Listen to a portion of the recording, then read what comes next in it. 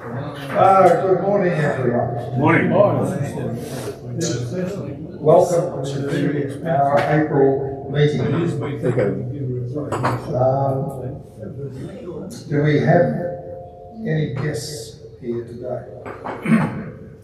Or people who are here to see how we do things? Yeah. Yes. You're Mark. Good to see you. David, I've got a woman's name here, Joanne Carreri. Joanne made an inquiry through our website and indicated that she might come today, but it's she's not here. Okay. We've also Christine Kelly. Yeah. For those who don't know Christine, do you mind just standing up? Oh no. Christine. Welcome, Christine. Yeah. Thank you. Tay McDonald, we think you're going to get out of this as well. Yeah. Thanks, Ed. It's bad. You want me to stand up too? Yeah. Go on, Let's Pam. look at you. Getting old, you know. Welcome, Pam. Perhaps I could ask our Vice President to call the roll now that he's getting into form. And might I say, we're very pleased to see him here because he's had a bit of a battle with the surgeons to fix up his back, and he's on the road to recovery. So, John, great to see you. Yeah, thanks, David. Rightio, thanks. We'll go through the roll. First, pole position, Peter Bedford. Yep. Great to see you, Peter. Thank you. Bert Berryman. There's an apology. The webmaster, Bruce Bazant. Yes. Ted Breer. Present. Michael Coffey. Present. Michael Doherty. He's an apology. Robert Urbacher. Hello. Alan Evans. Present. Brian Fitt. Present. Frank Henning. Yep. Detlef Hinks. Yes. I'm on a roll. Reg Jackson. Yep. David Jones. Yep. Jackie Jones. She will be here later. Joe Lansford. Yep. Di Lansford. Yes. Peter McCartney. Yeah. John Metcalf. Apology. Graham Ratton. Yep. Bev Ratton. Yes. Laurie Rose. Yes. Kevin Ryan. Here briefly. Will Semler. Apology. David Taylor. Les Serling. Present. Keith Tupper. Present. Livio Turacek. Yeah. And you got him before me, Mark Henning. Margaret Henning. Yes. Yeah. And also, last but by no means least, I think our guest speaker today, Pat Kelly. Yeah. Thank you, Pat. That's it, Mr. President. Thank you, Mr. Vice President.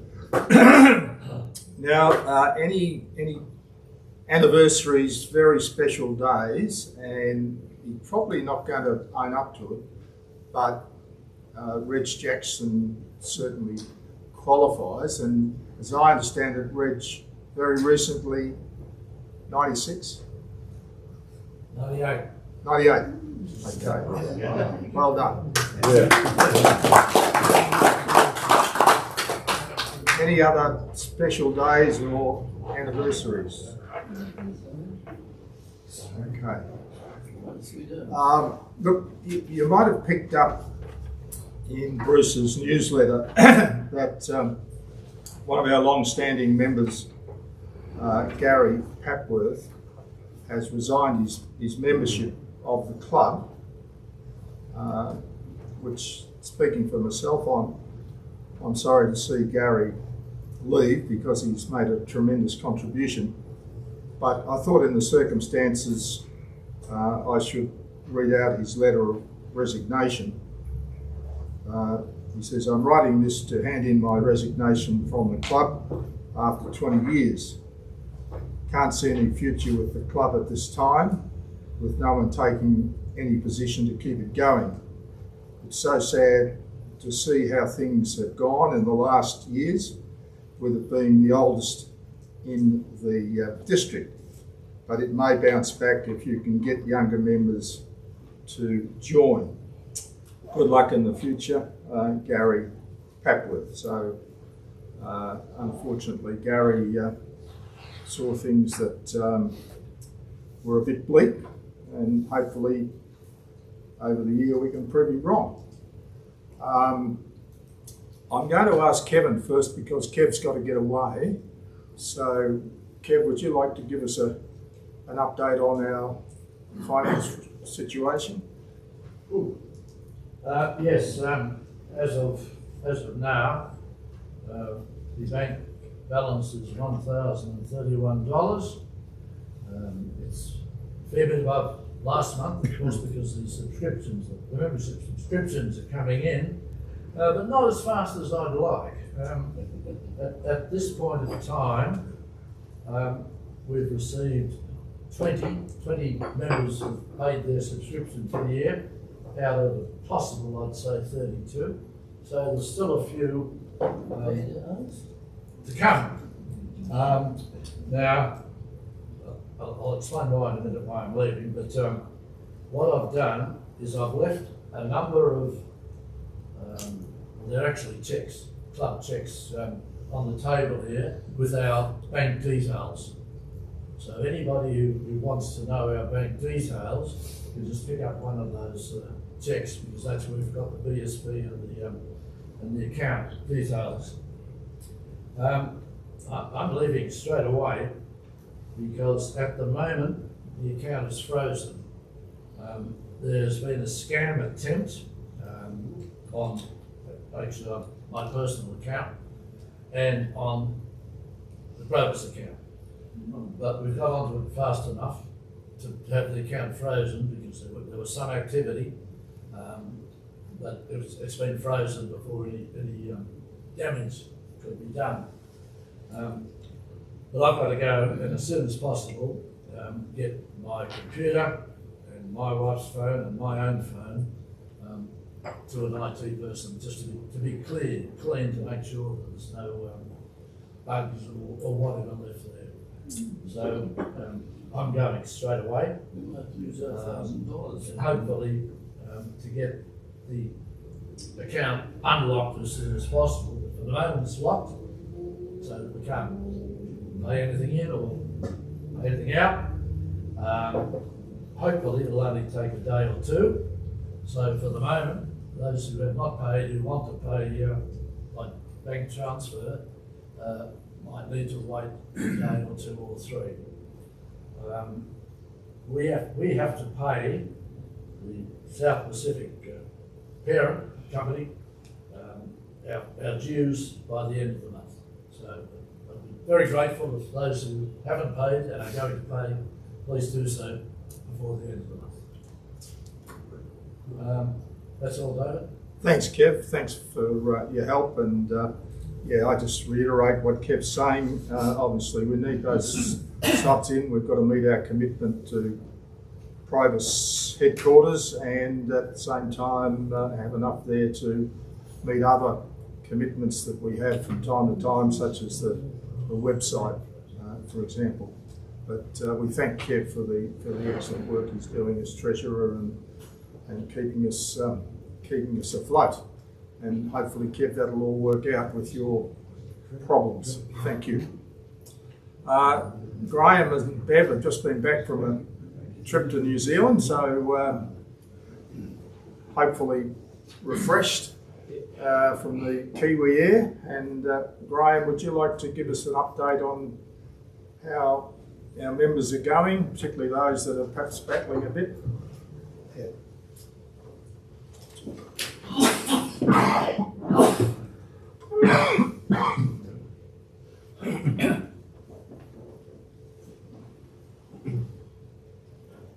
Thanks, David. Can you hear me? Yeah. You'll be aware, most of you, that Ron Speechley died recently. Ron had previously been a member of the Provis Club of Shepparton, and he transferred his membership to our club and was inducted on the 14th of August 2014.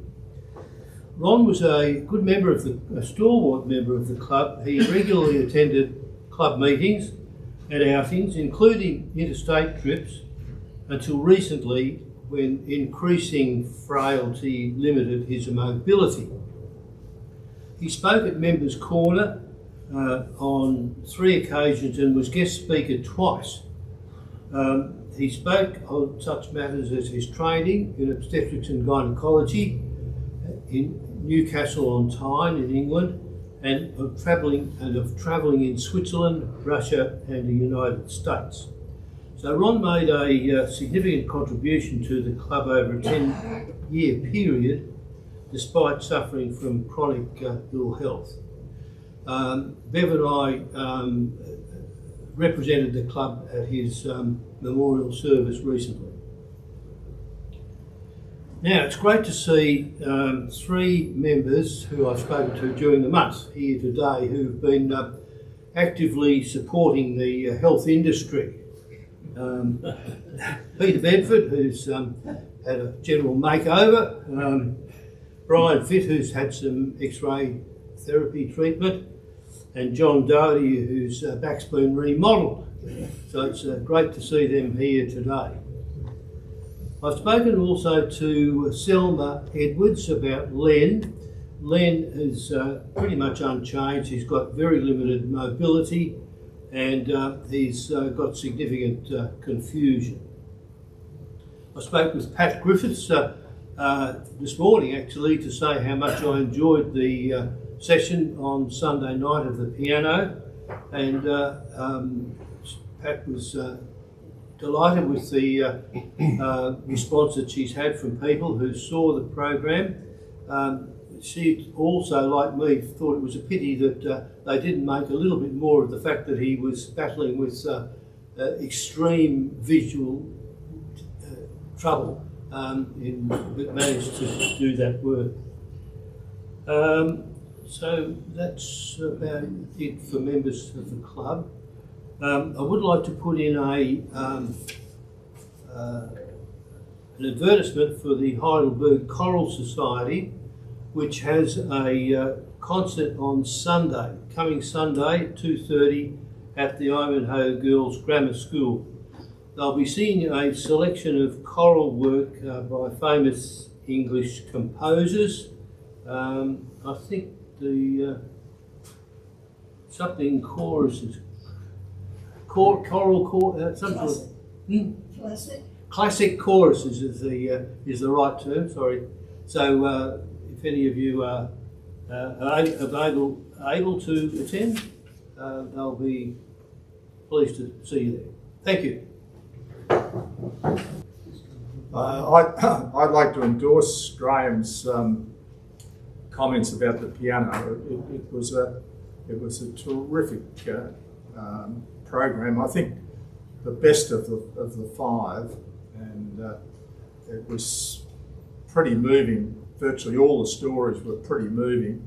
Of course, for us, Noel in particular, and just to see Noel and Pat there together and talking about their journey was really fantastic. So if you missed it, if you access ABC iView, it'll be there, and you can pick it up, and it'll be there, I think, for some time on ABC iView. Was this just last week? It was last Sunday. Last Sunday, yeah. Okay, well now, as I said to my colleagues on the management committee, in this caper one has to be pretty nimble because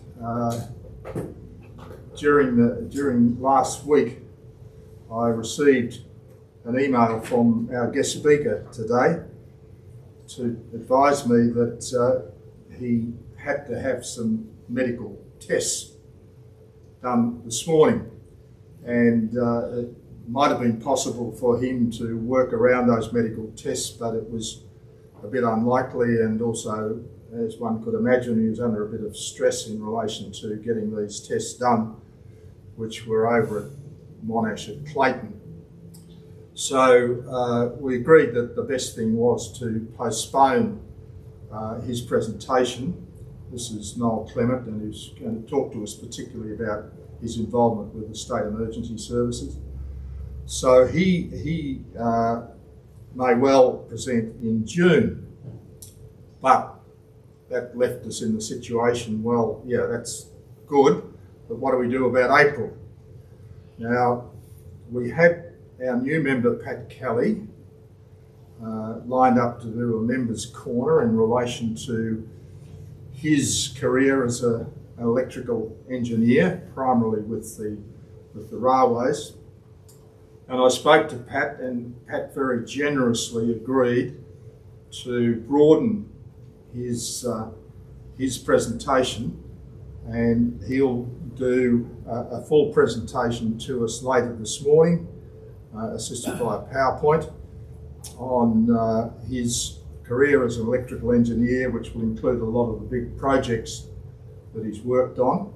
And I thank Pat very much for responding at such short notice. Thanks for the opportunity to speak to you.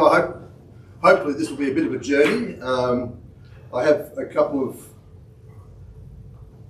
points, I suppose, to say.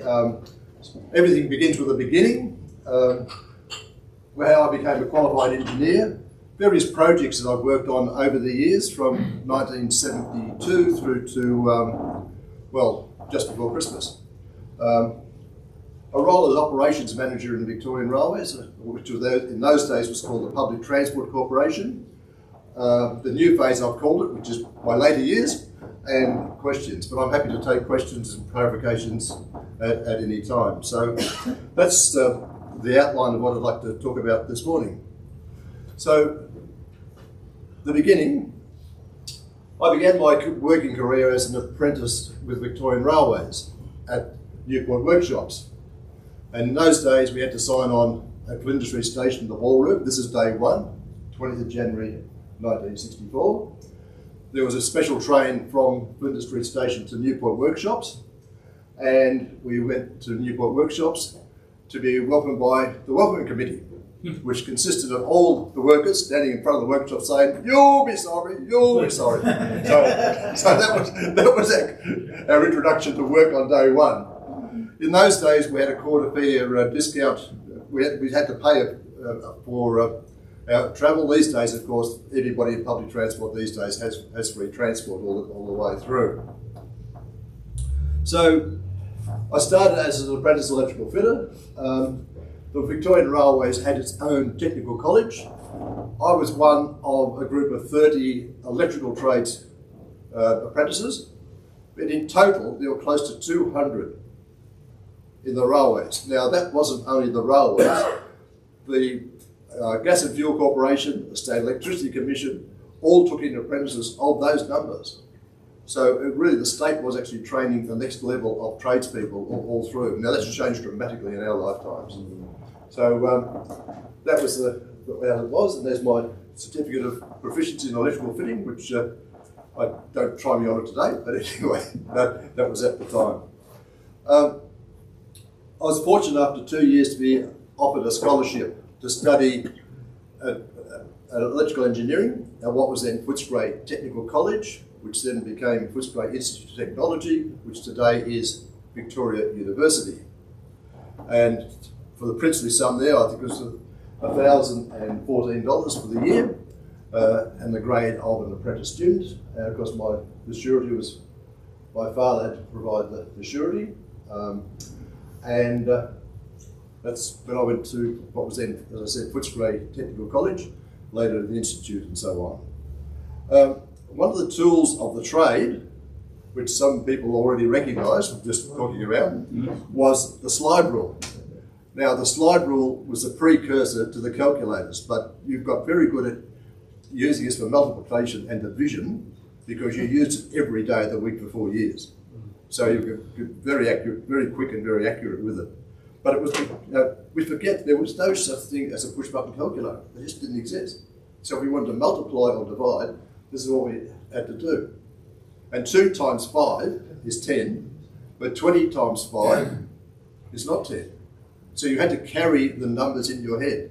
So if you're multiplying 2 by 5 or 20 by 5, to write down the rate, you had to carry it in your head, the multipliers all the way through. As I said, if you did it every day of the week for 4 years, at the end of the time you got very good at doing it. So, excuse me. So moving on, after 4 years at Footscray Institute of Technology, I was awarded a diploma in electrical engineering, qualified on the 1st of January 1970, and at that time there were 2 streams of qualifications for engineers. There was the technical colleges, which had the diplomas, and the universities, of course, had the degrees.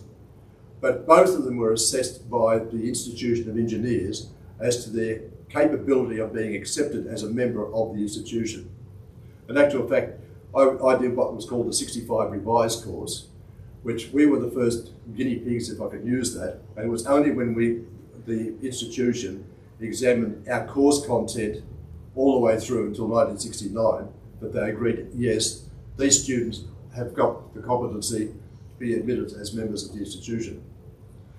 I fell at this 1999 there, and if you're around long enough, you get up to letters after your name, but we can talk about those another time if that's needed. So now, just to move into some projects.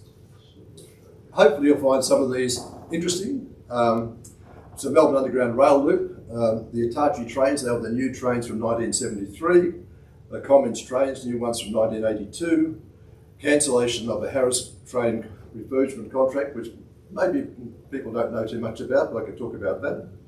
The North-South Light Rail, which is one of the real success stories, and Jolimont decentralisation, which I think was another success story. So there's some of the things that I was involved with over the time. So if I start with the Melbourne Underground Rail Loop, I was at the right place at the right time. I had 2 years' experience as an engineer. And then the government decided they wanted to build the Melbourne Underground Rail Loop.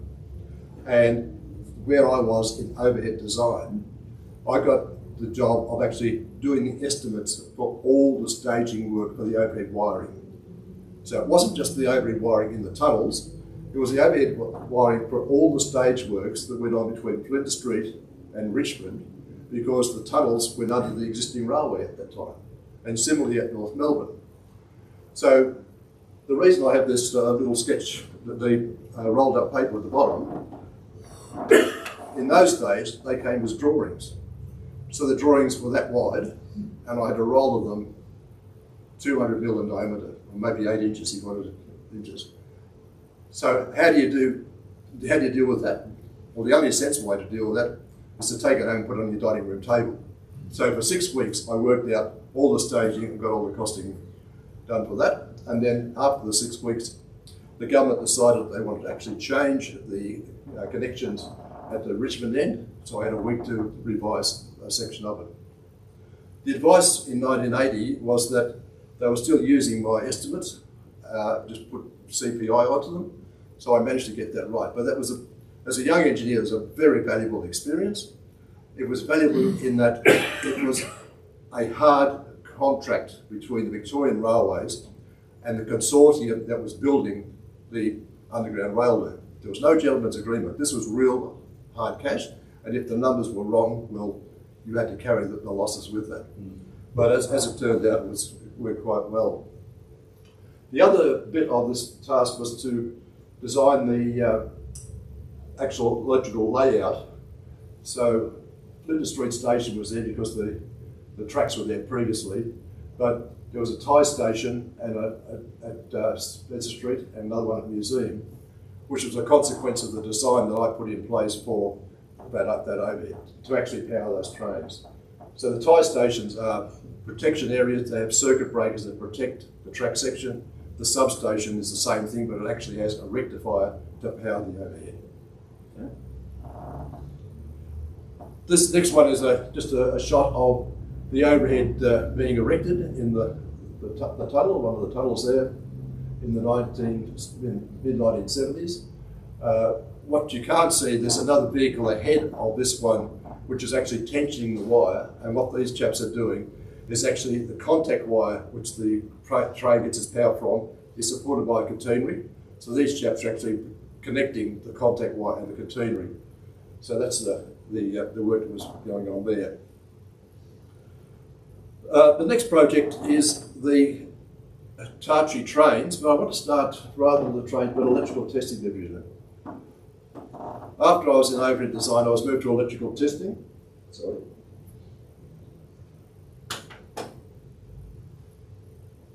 I'll try that again.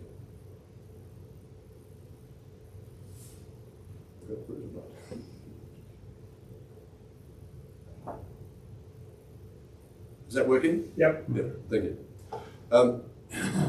So electrical, I was moved from the overhead design to the electrical testing division. In those days, the deputy head of the branch, every October, come and see me. I go, may as well come and see him. Mr. Rudolph was his name.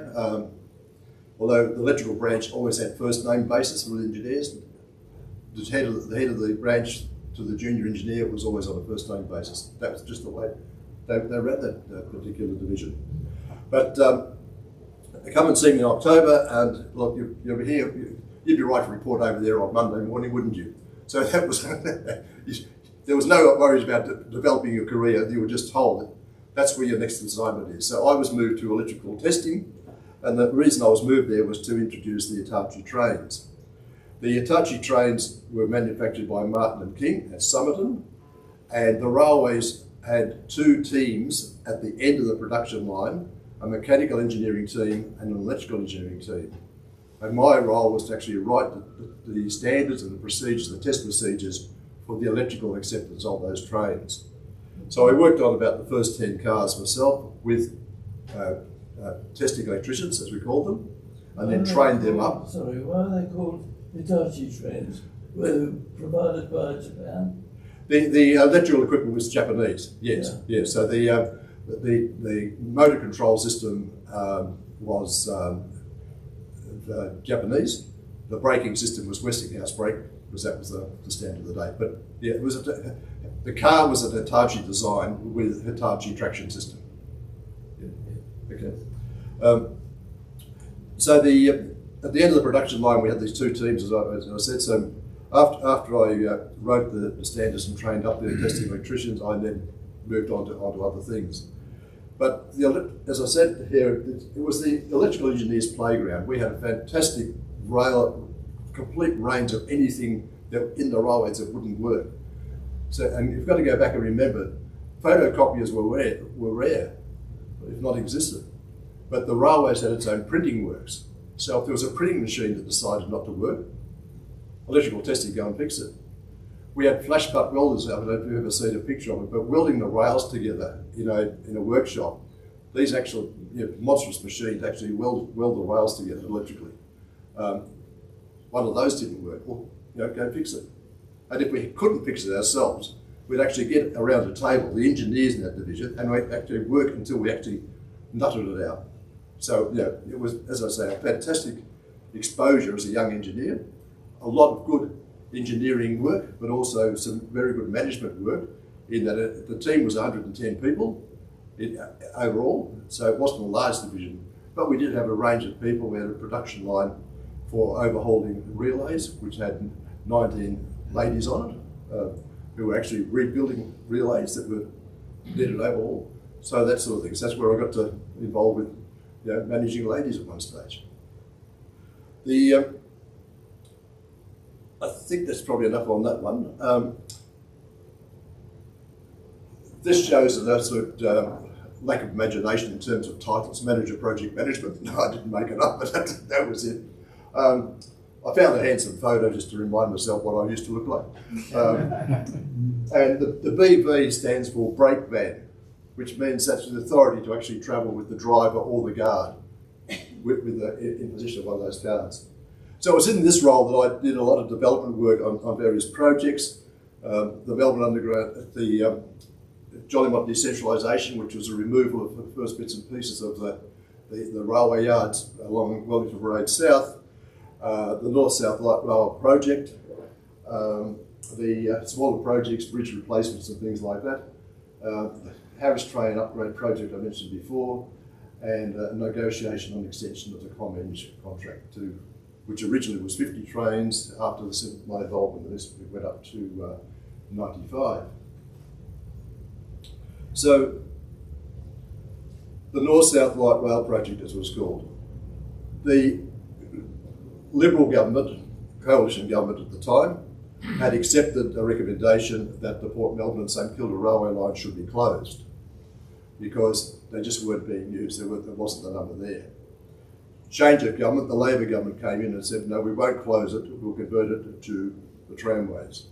So my role in that was to actually look at the engineering side of what needed to be changed. So it was a change of gauge because the railway runs on broad gauge, the tramways run on standard gauge, the rail profiles are different. The traction system is 1500 volt DC from the railways, it was 600 volts for the tramways, and you had clearance problems, anything that you can think about, physical interfaces between trains that was different to the trams. So platforms were changed and all that sort of thing. So my role was in specifying, getting to grips with all of that. And I was assisted by a planning manager who's still a colleague of mine. And we had a wonderful character building exercise of going along to what was then the Railway Transport Committee, which comprised the union representatives of the Labor Party. And I was there as the railway person saying, well, these railway lines are going to disappear and they're going to become tramways. Needless to say, I wasn't all that popular with my railway colleagues after that, but I got over it and so did they. The outcome of this project was absolutely fantastic. The ridership, once the trams went in, was triple what it was on the railways. Immediately. It didn't grow over time, it just took off. So it was actually an incredibly successful project in terms of delivering the service at a much more economic basis, but again, the ridership actually showed it really was the right decision. I'll talk a bit about John Mott decentralisation. I have difficulty in finding a good photograph, but this is a very early one. I'm sure you'll recognise that the gas and fuel buildings aren't there because I'm sure most of us will remember that they used to be there and now they're gone. But this is before they were actually built. Up here is the workshops, and I'll talk about that later.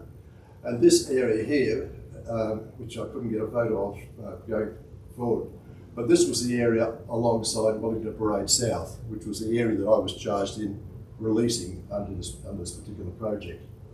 So the concept of the land where the railways were storing trains of having a better and higher use than storing trains was quite obvious. But it had been around off and on from the 1970s. But then in the mid-80s, again, it got listed, and this time it actually came out with partly successful. Two Director Generals of Transport, and you'll understand why I put that there as I go through this next little bit. So I had the job of writing the business case. I didn't write cabinet papers because nobody writes cabinet papers, they just automatically exist. But anyway, cabinet did actually consider and give the Public Transport Corporation, as it was then. Sorry, that was the Met. It was the Metropolitan Transit Authority at that stage. So we had $42 million from the Treasury for building a depot at Epping, which was to enable releasing some of the maintenance tasks from the Joy Mott area, and $4 million to clear out the land because there were 20 trains parked in that area, and that had to be cleared, contamination, all that sort of thing. So I had that. Now the Director General at the time really said that there's no way that he'd trust the railway engineers to do this because they just wouldn't do it on time. It'll all run crazy and all that sort of thing. So at his insistence, went to the market and a consortium was selected to actually manage the project. So then the project commenced, but then a new Director General of Transport was appointed. So here I am this particular day in the office with the team that we're setting up. And this particular new Director General of Transport, he would do his networking lunchtime. And this particular afternoon, I get a phone call from him saying, "What's that consortium done for you?" And I said, "Well, you know, we've established a project office. We're mobilising. We've got some of our early clearance contracts. We're preparing all that sort of stuff." The response was, "Sack him." Well, sack him. So if the Director General gives you the direction to sack him, I then went and saw my boss and said to my boss, "I've just had this phone call, interesting phone call." And he said, "What is it?" And I told him, and he said, "Well, you better do what you're told." So doing what I was told, I did sack the project director, who wasn't all that happy, of course. He was an American chap brought in specifically to lead the consortium. Anyway, he was left, and for my sins, I was then appointed as the Director General of Decentralisation. Now, this caused me a little bit of consternation, because having gone out there and fought to get the money, I now had to actually deliver it for what I'd asked for. So there was no one else. Yeah, it was very, very easy to find out where the accountability was. But with a lot of assistance, I managed to deliver the project on time and on budget. So it was a good outcome, a very good outcome. The individual members of the consortium I kept in the team, because I didn't want to, they had the skills that I needed, but equally the firms were there. There was an issue that, yes, that they were looking for some compensation if we'd thrown them off the job, and that we avoided that. What it really got down to, while the consortium was there as a single entity, they had not agreed the risk-return trade-offs between the partners. So that's really what was underneath the Director General's comment of sack 'em, because they couldn't get themselves together to actually come to that arrangement as a consortium. So by taking it in-house with myself running it, they then had individual employees contracting to me, so they got their margins on that way. So we avoided quite a little bit of angst and probably some legal action as well. Jim Kennan, as Minister for Transport, opened the Epping Depot on the 15th of March 1990. The next project was the Harris train refurbishment. This is a story of government really not listening to the engineers and particularly the train drivers. These were the Harris trains, the blue ones. So these were actually reworked, but what the proposal was to make them into an air-conditioned train. So the original Harris trains were introduced for the first ones for the 1956 Olympics. What this project was actually about was to air condition them. So they put 2 air conditioners in each carriage, and underneath the motor cars, there was a new machine to actually provide the power to drive the air conditioners. What that did was to increase the weight or the mass of those trains, but there was no changes to the powering and no changes, more importantly for the train drivers, to the braking. So they accelerated slower than they used to, and more importantly, their braking was much reduced. So the drivers had lots of issues in getting used to the much slower braking rate, because if your maximum braking rate is fixed and you put more load on it, of course, it doesn't perform as well. So I got involved with the team of 3 were appointed to actually work through what to do about this, and what came out of it was that these carriages were actually reworked and became part of the regional fleet, and were towed around by locomotives, and there's still some of them today in use today. And the equipment that had been ordered, the air conditioners, because the project didn't go completely as to the scope that was originally planned, air conditioners and the machines, power machines, were actually cascaded into another generation of the conventional fleet. So what that actually did from the overall net point of view was to completely remove the last of the wooden body trains, the Tate trains. The issue with the Tate trains, with the Melbourne Underground Rail Loop, was nobody was prepared to run a wooden body train into an underground railway. Nobody does that. And that was one of my earlier jobs going back another part of the career, was actually to to chase down the operators and make sure that their scheduling of their trains, that their wooden body trains only ran on the surface and never got into the underground. Didn't mean to interrupt, but the Tate train, were they the red rattlers? The Red Rattlers, as they're called, yes. Named after Commissioner Tate, yes. Yeah. So, the, sorry, what did I do? The comment on the 45 trains really was, if you like, took the whole network into what was for the first time a modern train fleet. We had Hitachis, which were not air conditioned, but from the 1970s, and the Commands from the 1982s. Does that mean 45 carriages, 45 engines? 45 6-carriage trains. So a 6-carriage unit. The units are actually they're built as a unit of 3 carriage, but I always talk, because I became an operator, I always talked about 6-car trains as a train. But the basic building block is a motor, trailer, motor unit, which is coupled to its neighbour. So that's where we get the 6 cars from. So 45 6-car trains. You need to know that. Change of thrust here. So away from the engineering to operations manager. So 2 roles just to talk about here briefly. One was the group general manager train fleet, and the second was the general manager passenger train and coach operations. So, having built the Epping train depot, I was now appointed as responsible for maintaining all the train fleets, all the passenger train fleet in the state. So that was the metropolitan trains, but also all the regional trains. I did not have responsibility for the locomotives, but any self-propelled vehicle in the regional fleet, and of course I said all the metropolitan fleet, I was responsible for the maintenance of all of those. So here, there's a picture at Epping. This is that's a Commands train on the jacking system. There's myself underneath the train. They're the jacks that lift the train. So it's about a 48-ton train carriage sitting on those jacks, and that's the way modern maintenance is done on rolling stock, because all the bits that are important are really underneath the train. So wheels, axles, the power equipment, all that sort of equipment is actually underneath it. So having safe access to that equipment is really quite critical.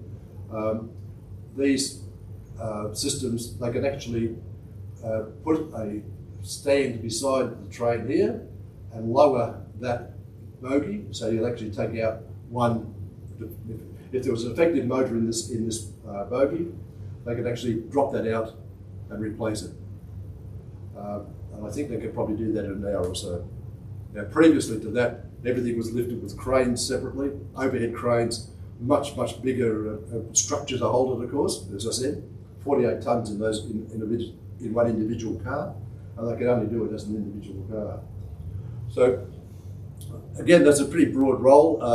Depots at Jollymont, as shown before. I also had Dudley Street Depot, which is still there. If you know Dudley Street, the railway depot there. South Dynon had the interstate and the regional maintenance done at South Dynon, and also the Epping depot that I just actually built. So, there's more.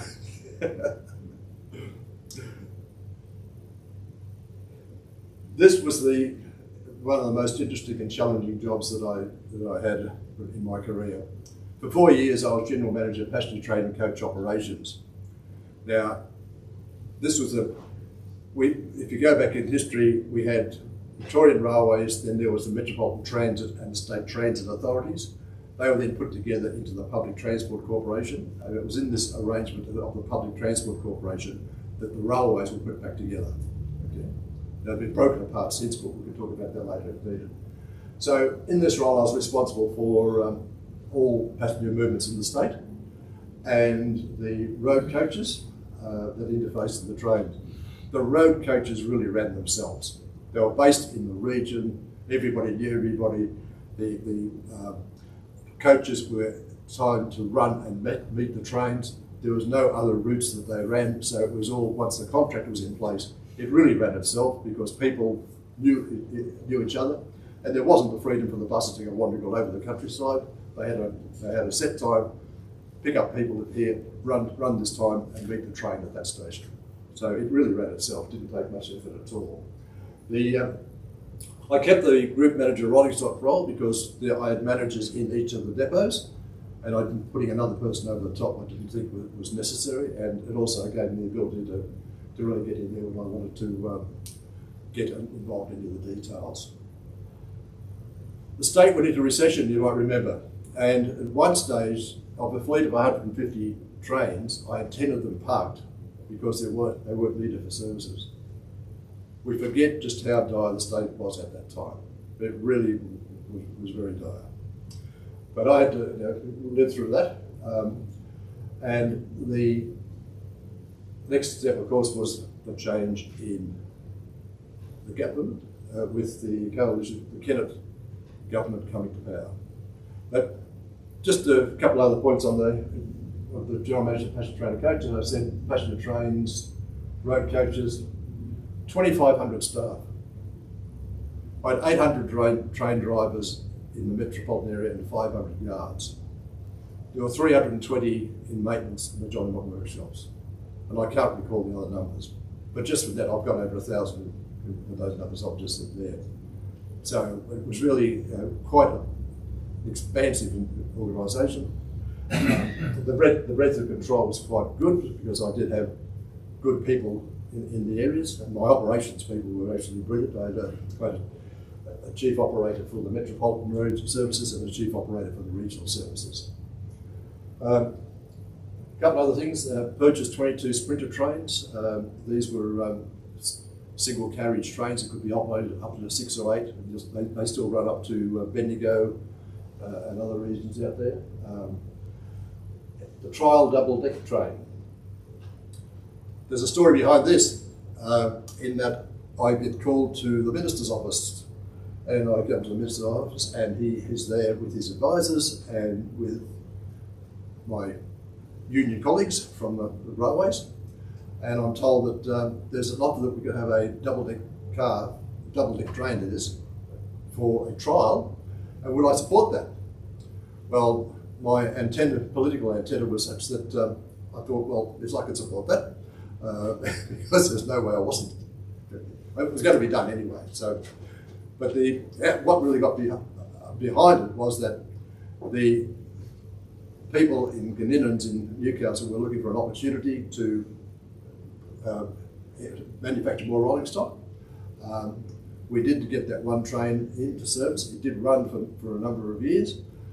The benefit of it is that they will actually carry about 40% more customers for the same length of train. The disadvantage is that in a metropolitan area, the dwell time, people getting up and downstairs and in and out of the doors at the station stops, just increases. So nobody these days would build a double-deck train for a metropolitan service. And the latest trains that have been introduced into Sydney are not double-deck, they are single-deck, because you can board people quicker with a single-deck car than a double-deck. So while you get more people per train with a double-deck, you get less trains per hour because the people boarding and lighting takes up the time. So, excuse me, so you're saying that Sydney, where I used to live but haven't been there for a while, don't have double-deckers anymore? No, they've still got the existing fleet, but the most recent trains they bought have all been single-deck. Yes. Yeah. So 40% more people to be carried is not better than a slight delay at the platform? It's the number of trains per hour you can put through. Yeah. So do you want 20 trains per hour or 16 trains per hour? So it's the trains per hour is really that's where the equation changes. If Sydney, what they call the Oscars, the outer suburban cars, running up to the Blue Mountains and so on, work perfectly because the station spacings are so far apart. Typically in an old railway like we have here, the original station spacings was 1 mile, 1.6 kilometres. So at that spacing, you have difficulties. But if your if your station spacing is 5 or 10 kilometres, the double deckers pay off. Yeah. Wow. Yeah. So it makes a difference. These last 2 points here are a bit, I'll talk about them, but Vanilla is a particularly a sad incident, but it had a railway consequence that I had to really fight for. A strange couple, she's with the children on the train going from Melbourne to Sydney. He's in the hotel at Vanilla. The train comes in and he actually murders his estranged wife in front of kids and 60 people. At 11 o'clock at night. So I get involved with, have we got the police are involved, yes, have we got the counselling people, have we got the buses to take the people who are affected to Sydney and all of that. But the police rightly declared a crime scene, but what they declared a crime scene was not only the carriage, but they declared Vanilla railway station as a crime scene. For a railwayman, the difficulty with that was there had already been freight trains from Melbourne and Sydney dispatched. And if that train was sitting at Vanilla, we could end up with a situation we couldn't actually get the train through. And that would have meant, if you send a train out to a destination that can't get there, you would have to go and get it and take it back to the origin again. It's the days before mobile phones. We had the house phone. So here I am sitting on the side of the bed yelling at the police and yelling at train controllers and anybody else that train had to be moved. And by 3 o'clock in the morning it was moved. So just a consequence of, eventually convincing the police, yes, the train's a crime scene, but you cannot have the platform as a crime scene because nothing had occurred at the platform itself. But it's sort of a consequence that you don't really think about until you actually get in the spot and saying, well, I've got the train controller saying, well, what do I do now? Do I stop those trains?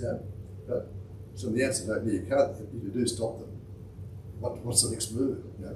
Does the train sit there until we get a relief crew come down 3 hours later? It just goes on and gets very complicated. And the state recession, as I touched on before, was really the last bit of which again, just thinking back, there was some pretty torrid times at that around there. The Kennett government. So the Kennett government came with a rail reform package, as they called it, and I was still in the role of General Manager of Passenger Train Coach, but two things I just wanted to touch on briefly was the closure of Jolimont workshops and the single person operation of trains. So another Director General this time had come and see me. All right, okay, John, yes. I've got a question for you. Can we close the Jolimont train maintenance depot? And I said, John, I don't know. But I'll work it out. So being what I thought was a responsible person, I said to my assistant, the boss has asked me to do something. So I packed my goods and I went down to Billy Bell's pub in South Melbourne, where I had a later engagement that evening, and sat there at the counter with the beer and worked out that the Epping train depot, which was only in those days only working 1 day shift a week, in other words 5 shifts, if that was moved to having 19 shifts, that could maintain the entire train fleet that was running at that time. So why 19 shifts? Because you have Sunday morning off, you have Saturday night off and Sunday morning off, and that so that people get the weekend breaks. But 19 shifts out of an available 21 is an efficient way to actually do that sort of work. So it did come out that yes, it could be done. So I wrote the recommendation, and I think it was April of '93 that the depot was closed. As I said before, there were 320 in that role, that maintenance depot, and those jobs all went. The other thing that the Kennett government did was to force in the single person operation of trains. Labor had actually tried this a decade earlier, and because their internals, what had happened was the intent was, yes, we'll take the guards off the train. That was fought politically and that didn't occur. But you recall that there were trams that were locked up in the city. So when they couldn't take the guards off the trains, the bright people said, I know what we'll do. We'll take the conductors off the trams. And that was ended up with that, we had that situation where the trams were parked in the city. So that's really what the background to that. And the first train ran on the Williamstown line in September 1993. So we're getting on a bit of time. So just I'll skip over the next couple if that's okay. This is the new phase where I started my own consulting business, and I work for Codex, Department of Transport, Department of Infrastructure, and Metro Trains. So, and I've been recently, and I still consult on Metro Trains these days. So, Codex introducing these trains, $500 million worth as General Manager Technical. Department of Infrastructure, Department of Transport, various projects here, but just the money that's involved in this sort of stuff is just incredible. So I led the team that came up with the concept for the regional rail link.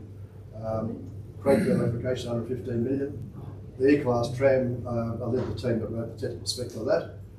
We had 50 E-Class trams and a new rebuild of the Preston Depot, 809 million. And trains these days are about 20 million a piece. So, am I right to keep going for another couple of minutes? Yeah, sure. Okay, thanks, Dave. The last thing I've been working on with for about the last 10 years off and on has been the Metro Tunnel project, which has just opened recently. And 5 stations there, and if you haven't seen them, they're certainly worth a look.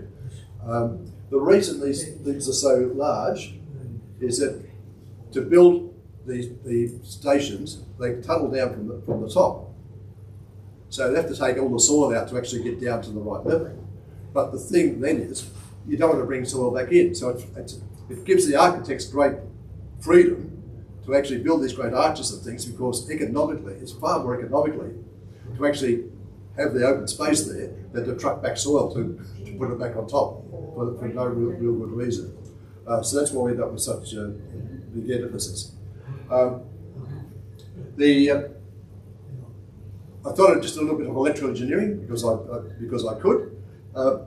Electricity and magnetism always go together. Every electrical circuit produces magnetic field, and this is the sort of thing that I take junior engineers through. So I don't know if this makes sense, but this is a substation. This is a substation, a train. And the train, of course, gets its power from the substations and back through the rails, both ways. But due to the current flow, we get magnetic fields produced. Okay. Now, we never feel magnetic fields, we live in a magnetic field from the Earth. But if you've got your compass with you on your phone, and you're in the right place, you can actually measure, you can see those fields change your compass. Okay. So, the reason I put that there is because at Parkville, there are sensitive receivers that get affected by magnetic fields. And here we have the overhead bars and the rail returns. And over here, a sensitive receiver. Now this one is actually a linear accelerator at Peter Mac Cancer Centre. And I was involved in working through what the various fields might be, and here's just one of my hand calculations, which shows on this example that 11.2 microtesla was the issue. So at the end of the day, what's happened is the original design for the traction system did not cancel out the fields effectively. So through major redesign, the fields cancel these days. So now we actually have it, that the system works efficiently, and there's no impact on any of the scientific or medical equipment in that area. So along the way, last slide, Victorian Railways, Metropolitan Transit Authority, Public Transport Corporation, Codex, Department of Infrastructure, Transport, Metro Trains Melbourne. And I thought maybe if I look back at just at a high level, an engineer, project manager, operations manager, project manager, and then back to engineering. So, sorry for running over, but thank you for listening. We got any questions? I've got one question. Yes, ma'am. When you talked about changing from trains to trams and the number of people using them increased by 60%, why? Well, I think it was a matter of the capture area. What I didn't say before that was that we were running basically a 10-minute service on the St Kilda line, and said, okay, well, it's going to close. So we ran then a 31-minute service, and the number of people didn't change. So they were sort of, thank you. Thank you. So they were basically well aligned. The trams were, people just jumped to the trams, and I think it was just I don't really know why, but that was it. The ridership actually tripled immediately. Yeah. Yes. Why was Spencer Street Station called Southern Cross? Because the Labor government at the time thought it was a good thing to do. Why didn't they change Flinders Street? Sorry? Why didn't they change I've got no idea. Let me stay as an engineer rather than a politician. All right, anything else? Okay, well, Pat, thanks very much for taking us on that journey.